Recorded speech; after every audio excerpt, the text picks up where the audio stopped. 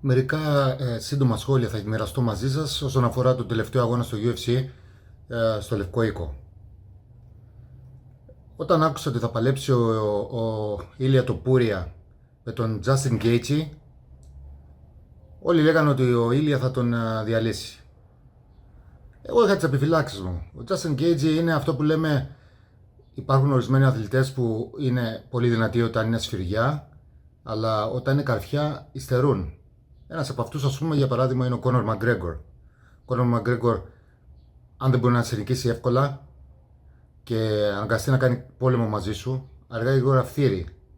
Και όταν ένας αθλητής δεν βγαίνει εύκολα νοκάουτ, θέλει 5 γύρους δυνατής μάχης για να βγει νοκάουτ, εκεί τα πράγματα γίνονται πιο περίπλοκα.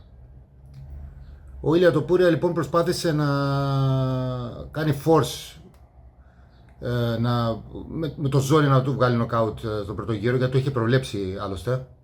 Το οποίο δεν είναι εύκολο με ένα αθλητή του τόσο σκληρό όσο ο Justin Gaethje, με αποτέλεσμα να έχει κάποιες καλές ευκαιρίες στον πρώτο και στο δεύτερο γύρο, αλλά έμπαινε μέσα στη φωτιά πάρα πολύ και ο Justin κατάφερε και προσγείωσε αρκετά χτυπήματα στο πρόσωπό του και τον έκοψε.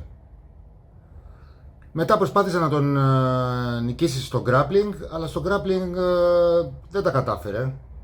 Και αυτή τώρα η αιμονή του να βγάλει knockout στον πρώτο γύρο ή έστω στο δεύτερο και να τον κάνει tap στον πρώτο γύρο ή έστω στο δεύτερο, του τύχησε. Εγώ πιστεύω ότι του κουράστηκε πάρα πολύ. Ήδη από τον τρίτο γύρο τον είδα και ήταν φθαρμένος. Έκανε κάποιες προσπάθειες, αλλά δυστυχώς δεν του βγήκε καλά. Εγώ το περίμενα ότι θα νικήσει ο Justin, ο οποίος είναι ένας καλός αθλητής και καθώς μεγαλώνει γίνεται και πιο έξυπνος. Δεν χρησιμοποιεί την πάλη του βέβαια, καθώς είναι παλαιστής και θα μπορούσε, αλλά αντέχει πάρα πολύ να μπαίνει σε πολέμους και να τα δίνει όλα. Οπότε αν δεν καταφέρεις να τον βγάλει νοκάουτ, πρέπει να είσαι έτοιμος να πας 5 γύρους δυνατού αγώνα για να τον κερδίσεις. Τέλος πάντων, συγχαριστήρια στον Justin. Είναι η θεωρία μου ότι η τεχνική είναι καλή, η δύναμη είναι καλή, αλλά αυτός που αντέχει στο τέλος βγαίνει νικητής.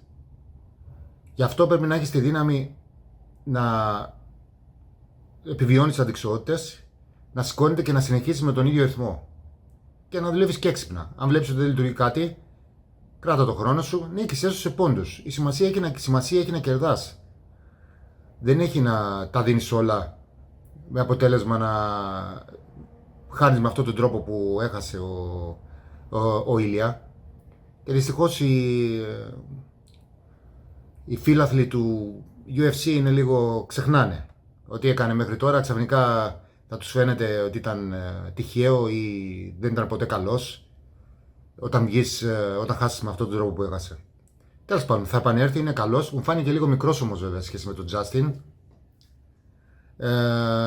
Και κακά τα ψέματα. Και όσον αφορά τη δύναμη και την αντοχή, το ύψος και η απόσταση των χεριών μετράνε. Όσον αφορά τώρα τον Alex Pereira και τον Ciryl Gane, εγώ από την αρχή περίμενα ότι θα κερδίσει ο Ciryl Gane. Ο Ciryl Gane είναι αθλητικός heavyweight. Ο Alex Pereira είναι κάποιος που έχει δύναμη heavyweight στο light heavyweight και είναι ψηλός, είναι δυνατός κι αυτός. Το περίμενα ότι δεν θα ήταν εύκολος αγώνας με τον Ciryl Gane, γιατί η heavyweight γενικά δεν είναι αθλητική και ο Ciryl είναι από αυτούς που είναι αθλητικοί. Τέλος πάντων, αυτά συμβαίνουν στα MMA. Μπορείς με ένα χτύπημα να αλλάξει τη ροή του αγώνα. Θα μπορείς το ίδιο χτύπημα να το έχει κάνει ο Alex Pereira. Ο θεός του πολέμου δεν τον ευνόησε. Θα επανέλθει και αυτός, είναι πολύ καλός αθλητής. Πάντως γενικά ήταν ένας πολύ...